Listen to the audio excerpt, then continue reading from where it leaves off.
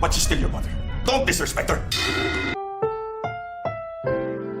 Ang susunod na programa ay rated PG. Ito ay nangangailangan ng patnubay at gabay ng magulang para sa mga batang manonood.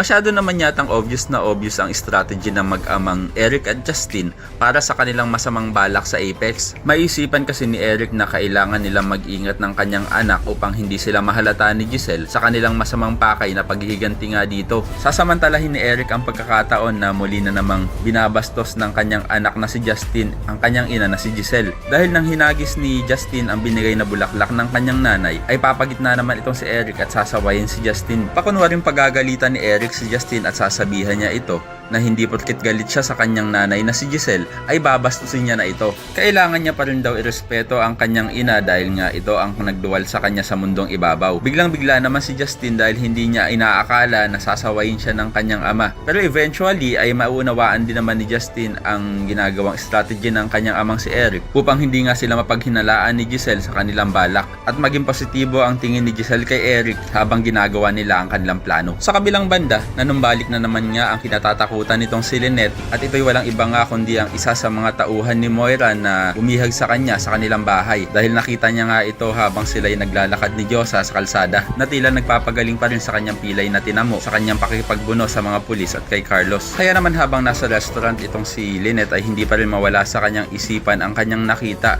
at maya-maya ay biglang may lalapit sa kanya na isang lalaki at maitutulak niya pa nga ito. Pero ito lang pala ay si RJ na nilapitan siya. Kaya naman hindi na maiiwasan ni Lynette na mapayakap sa kanyang dating jowa. Kaya naman ko isa ka rin sa mga umaasang sana wag tuluyang mabulag ng mag-amang demonyito na sila Eric at Justin itong si Giselle at mahalata ni Giselle ang pagpapanggap nitong si Eric ay pakilike ang video na ito and don't forget to subscribe. Thanks for watching and see you next time. Bye-bye!